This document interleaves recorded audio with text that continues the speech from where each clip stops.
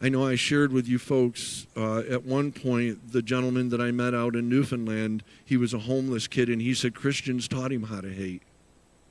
Because every time he talked to one, they hated this sin, they hated that sin. They hated so much they forgot to share the love. But in these two stories, we see God do two different things, but the same principle.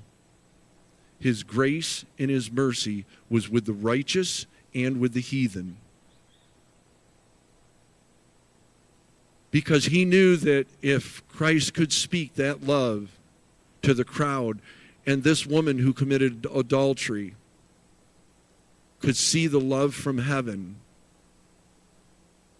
that perhaps she would sin no more. Wouldn't it be wonderful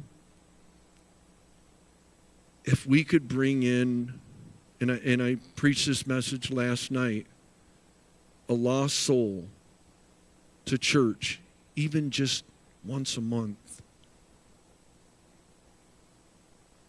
As a church, are we really looking for those that need that love? Or are we annoyed? Do we get on our social media platforms and our textings and all of these other things, and do we join in when somebody has done something wrong?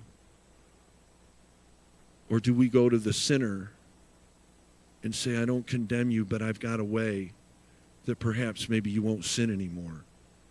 Maybe you'd like to turn from those ways and try another way. That's what the church was for. That's what Christ came to the world to do. Everybody knows John 3:16, for God so loved the world that whomsoever shall believeth on his name shall be saved.